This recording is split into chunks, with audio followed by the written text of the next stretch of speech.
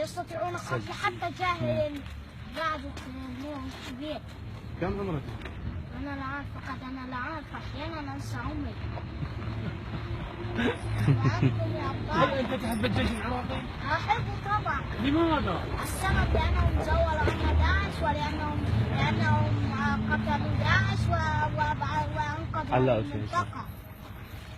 احكي عمو، احكي، شو تريد تحكي؟ احكي. حسنا، داعش مجرمون يقتلون الناس، يستطيعون قتل الصغار ولا يهتمون. الناس الذي عندما كان داعش موجودين سببوا للناس مشاكل، لن يعطونا إلا موارد إلا طعاما فاسدا ولن نستطيع تحمل داعش. إنهم سيئون ومجرمون لا يهتمون الناس، يكرهون الناس، وهم حتى لا يبالون لمعاناتهم. والجيش يهتمون وهم أبطال، أنقذونا من داعش المجرمين التي كان تحب الجيش؟ لأجل لأنهم أبعدوا عنا داعش، ولأنهم أبطال، ولهذا الناس تحبهم، ولهذا داعش لا يستحق مصيرهم أن يقتلوا وأن لا نراهم مجددا، ولا يستحقون أن يعيشوا، يستحقوا أن يموتوا، وأن يستحق الجيش أن يعيش وأن يستحق ما يشاء من أشياء على انتصاره، لأنه سوف يعاقبون داعش ويقتلونهم، لأن الجيش أذكى وأقوى من داعش، لأن الجيش لهم خطط. شو اسمك انت عمو؟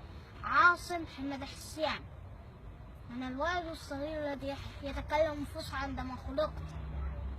يعني انت من جيت للدنيا تحكي هيك؟ أجل، هذه لغتي الوحيدة التي أتكلمها، ولا أحد يتحمل داعش. مجرمون. لماذا مجرمون؟ إنهم سيئون، يقتلون الناس، يأخذون منهم منازلهم ولا يهتمون للناس. ماذا عملوا؟ إنهم يقتلون. قتلوا شخصا بالسوق عندما أخفوا وجهه ووضعوه على البكم وقيدوه هكذا وغلفوا وأخفوا وجهه كي لا يعرفه أحد، إذا كان أحد يعرفه فأخفوا وجهه كي لا يروه الناس. لماذا قتلوه؟ ماذا فعل؟ السبب لأنه حج عليهم فما قتلوه، لأنه لن يتحملهم فما قتلوه لأنه حج عليهم. انت ابوك يحكي هيك نفس الحكي؟ لا، أنا الوحيد في العائلة أحكيها. أنا الذي يحكيها في هذه العائلة، فقط أنا الوحيد. في المدرسة؟ أنا أتكلمها، لكن هذه اللغة إنها لغة مختلفة عن العراقية. شو يسموها اللغة؟ الفصحى، وهي لغة القرآن.